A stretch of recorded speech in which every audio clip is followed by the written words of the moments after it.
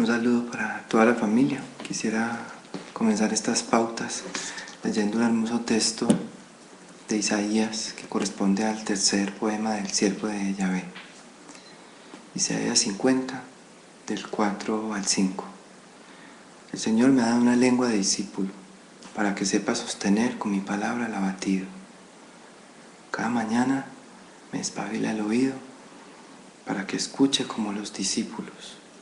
El Señor me ha abierto el oído y yo no me he resistido ni me he echado atrás.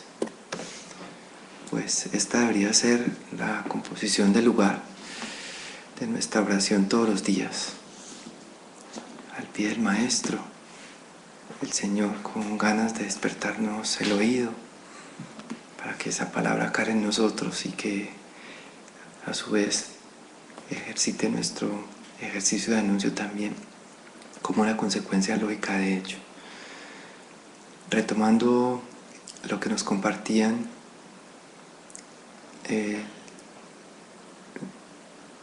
las pautas esta semana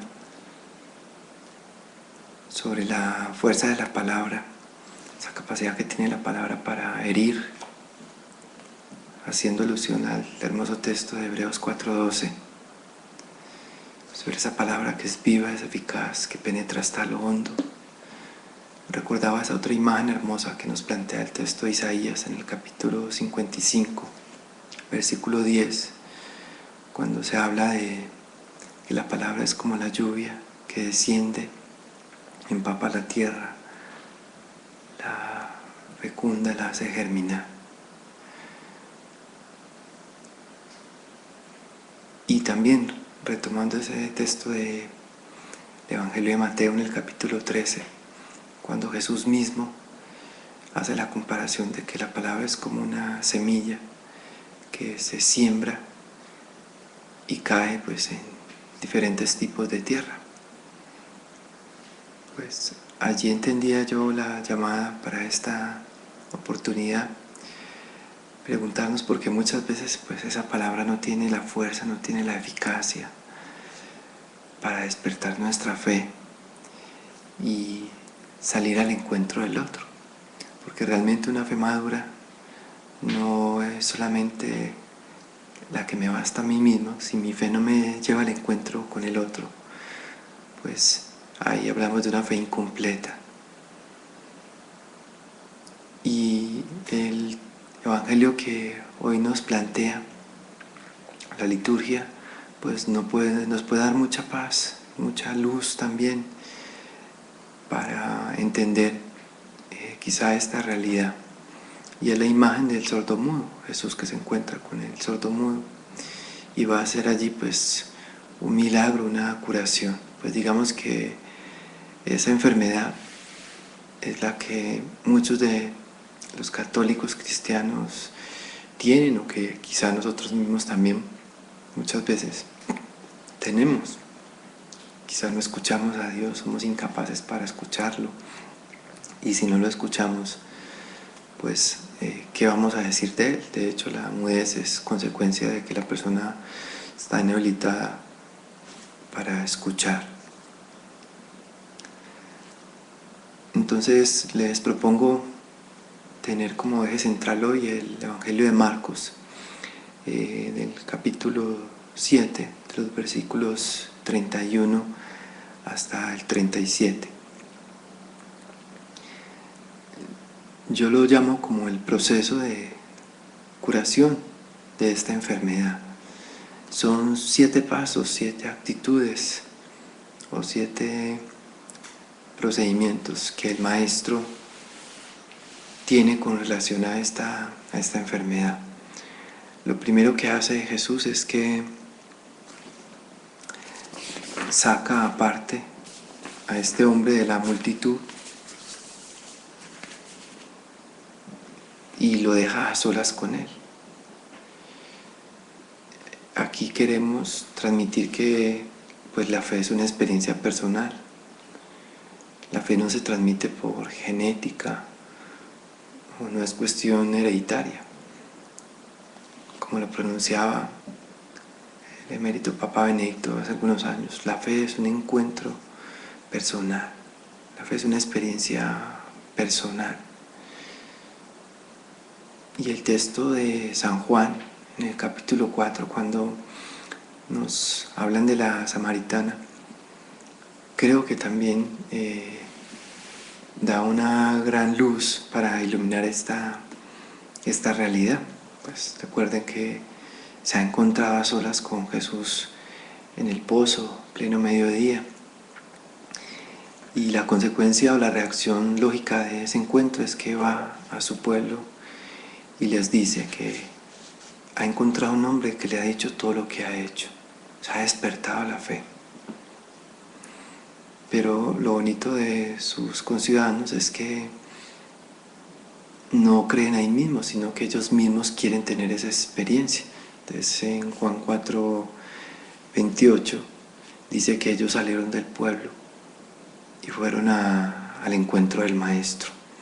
Y más adelante en el capítulo 4 de Juan, versículo 41 y 42, pues dice algo muy concreto. Dice: al oírlo personalmente, fueron muchos más los que creyeron en él, de modo que decían a la mujer: ya no creemos en él por tus palabras, sino que nosotros mismos lo hemos oído y estamos convencidos de que él es el Salvador.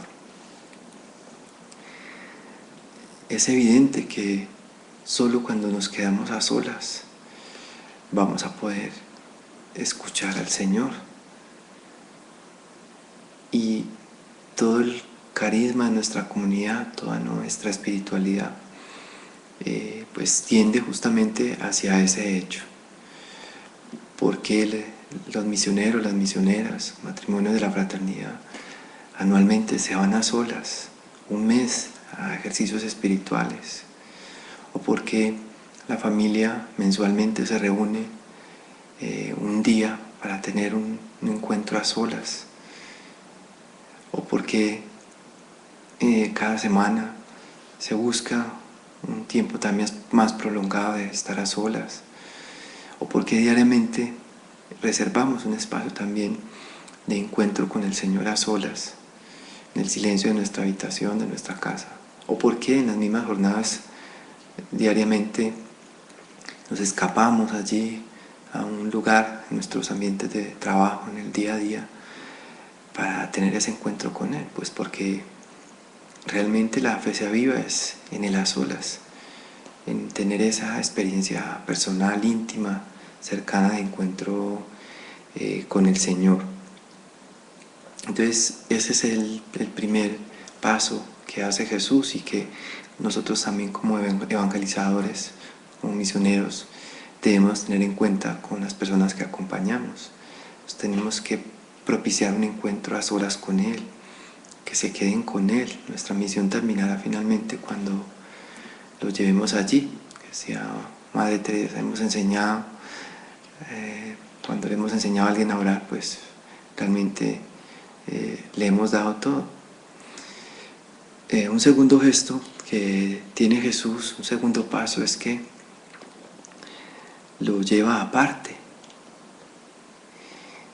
Y aquí pues tiene sentido también todos los métodos que utilizamos en nuestra comunidad, de sacar a la persona del contexto, de su ambiente, para ofrecerle una experiencia donde a solas pueda tener ese encuentro con el Señor. Aunque luego el Señor nos va a volver a enviar a los medios ambientes, pero si no sacamos de allí muchas veces a las personas, la persona nunca podrá escuchar. Entonces por eso ese parón de que la gente salga de sus jornadas diarias, tenga un momento de convivencia de un día, de 3 días, es ese gesto de sacarlo aparte para que pueda escuchar la palabra también y pueda que esa palabra pueda calar profundamente en la persona. Un tercer gesto que tiene Jesús es que le pone los dedos en las orejas, o sea, le mete los dedos en los oídos. Y para eso justamente hacemos todas las actividades, para eso sacamos a las personas de sus contextos laborales, familiares, académicos, y se nos da una oportunidad interesante pronunciarle la palabra.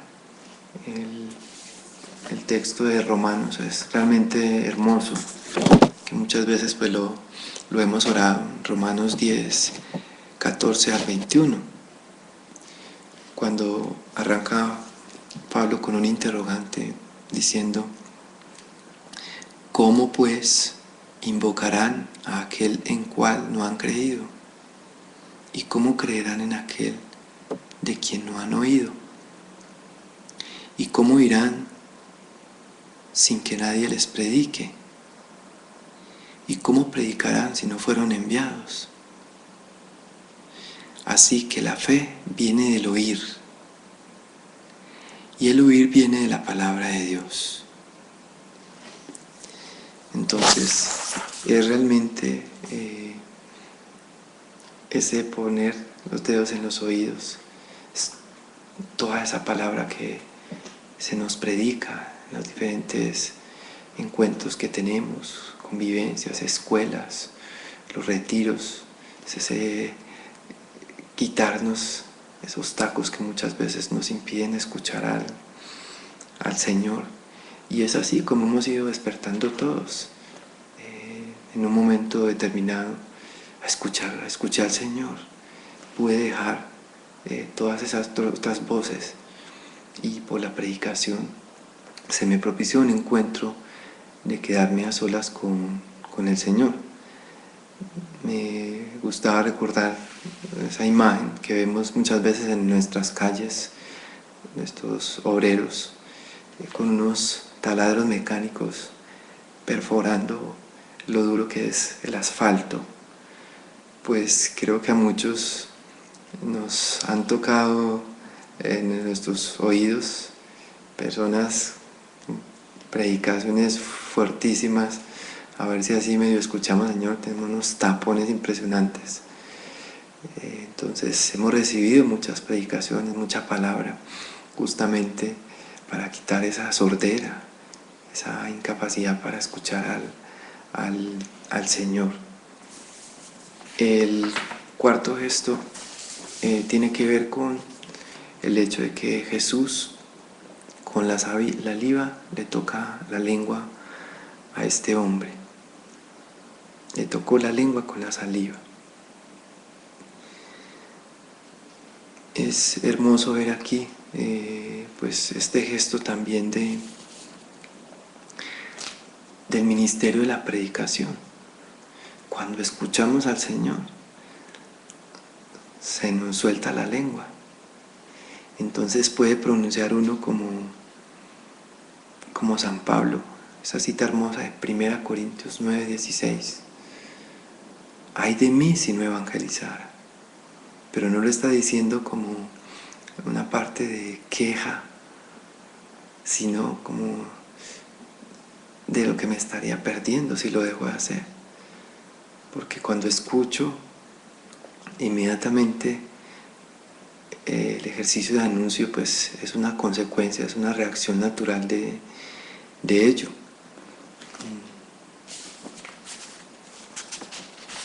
Un hermoso texto donde se habla de la dulce y confortadora alegría de evangelizar. Entonces dice allí: el bien siempre tiende a comunicarse. Toda experiencia auténtica, de verdad y de belleza, busca por sí mismo su expansión. Y cualquier persona que viva una profunda liberación adquiere mayor sensibilidad ante las necesidades de los demás. Comunicándolo, el bien se arraiga y se desarrolla. Por eso, quien quiera vivir con dignidad y plenitud no tiene otro camino más que reconocer al otro y buscar su bien. Entonces, cuando realmente uno escucha al Señor, pues se pone evidente ese deseo de anuncio. Nadie se puede callar una buena noticia. Y allí entonces cobra vida pues nuestro ministerio de la palabra, del anuncio. El quinto gesto, la quinta acción del Señor es levanta los ojos al cielo.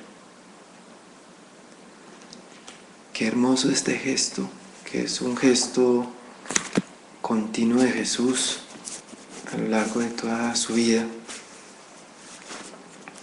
en los momentos, inclusive en momentos más trascendentales, más decisivos, ve uno esta realidad.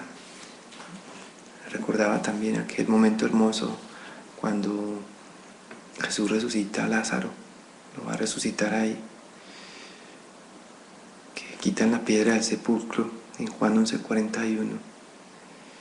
Se repite esta misma expresión con el sordomudo, dice: Jesús, mirando al cielo, exclamó. ¿Qué significa mirar al cielo? Pues simplemente reconocer esa necesidad de la intervención divina para poder despertar la fe del otro. Eso no emana de nosotros. La vida viene de Dios. El poder viene de Dios. Solos no podemos hacer nada. Y el ejemplo claro pues nos lo da el Maestro ante tantos momentos de su vida donde tiene ese gesto de humildad, de reconocerse criatura y saber que la obra la hace es Dios, que el momento propicio para que una persona abra sus oídos solo lo sabe Dios. Él es el único que puede dar el momento oportuno para que se dé el milagro. Y de hecho esa es la oración magna que tenemos los cristianos, que el mismo Maestro nos enseñó en Lucas 11:1. Cuando los discípulos están realmente emocionados de ver a Jesús, los seduce, los atrae, le dicen: Señor, enséñanos a orar. Y Él les dice: Padre nuestro que estás en los cielos. Ese gesto de reconocer realmente que la vida viene de Dios, que la acción, que el milagro, la eficacia de la palabra viene de Dios. Él es el que da el fruto en el momento que mejor le convenga.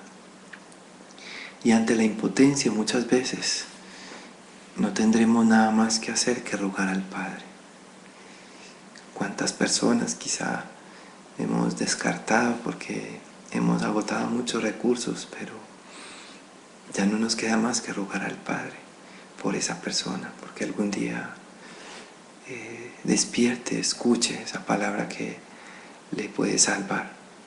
Entonces realmente es un gesto de humildad, de reconocer que somos criaturas, que solo somos servidores y que es Él finalmente pues quien hace el milagro en el momento adecuado. Y luego pues viene un gesto bien hermoso, y es que dice que Jesús suspiró y le dijo a ese hombre: Efatá, que significa ábrete. Creo que cuando escuchan estas palabras, la relaciona uno inmediatamente con aquel hermoso rito del bautismo. Encontraba un texto también donde Benedicto XVI decía lo siguiente: la palabra y el gesto del efatá han sido insertados en el rito del bautismo como uno de los signos que nos explican su significado. El sacerdote, tocando la boca y las orejas del neobautizado, dice efatá, orando para que éste pueda escuchar la palabra de Dios y profesar la fe. Mediante el bautismo, la persona humana inicia, por así decirlo, a respirar el Espíritu Santo, aquel que Jesús había invocado del Padre con aquel suspiro para curar al sordomudo. Es esa realmente pues una acción hermosísima donde reconocemos también que en nuestro ministerio profético es realmente el Espíritu Santo el que hace el milagro, el que despierta el oído del otro para que la persona tenga un encuentro con el Señor. Entonces es hermoso ver este gesto que le hace recordar a uno pues todas las manifestaciones del Espíritu pues a lo largo de la historia, ese viento, ¿no? ese ruach, ese espíritu, ese soplo de vida que finalmente es el que hace la creación, que la renueva y que la pone cada día al servicio del Señor. De nuestro ministerio no podríamos decir ni Señor si no es por la gracia del Espíritu Santo. Te reconocemos ahí también.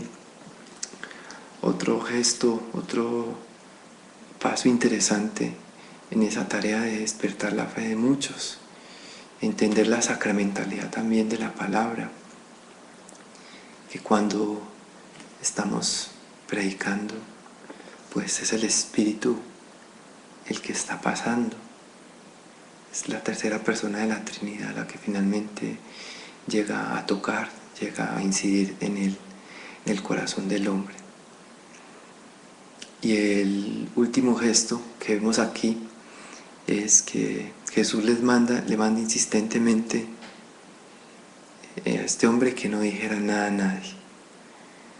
Bueno, lógicamente pues termina diciendo el Evangelio que la reacción del sordomudo fue que se le soltó la lengua y comenzó a hablar normalmente. Pero cuanto más le prohibieron que no dijera nada, ellos más lo proclamaban. Y en el colmo de la admiración decían: todo lo ha hecho bien. Hace oír a los sordos y hablar a los mudos. Miren esa expresión que nos hace recordar el texto del Génesis en la creación, cuando termina su obra creadora y llega a decir: todo lo he hecho bien, y vio Dios que todo estaba bueno.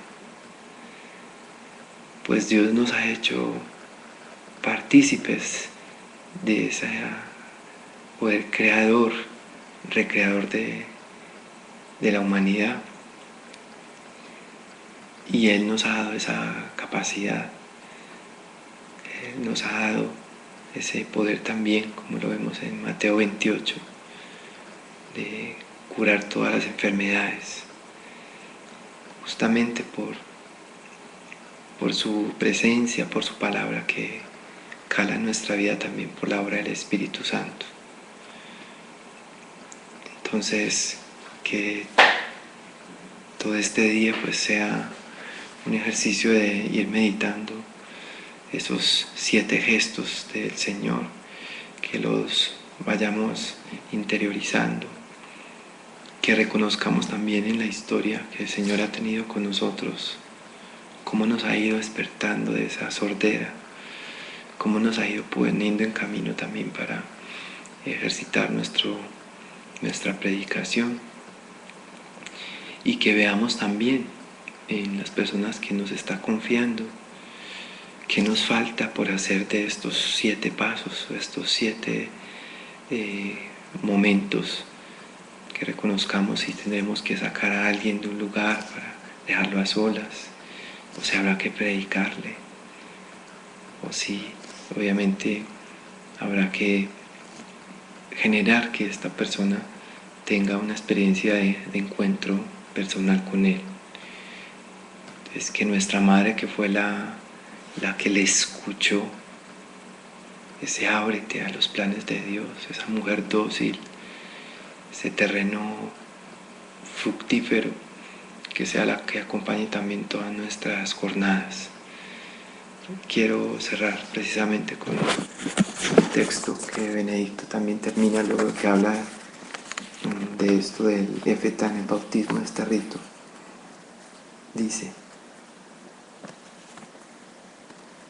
nos dirigimos a nuestra María Santísima, a ella, la que está plenamente abierta al amor del Señor, a ese corazón que está constantemente en escucha de su palabra.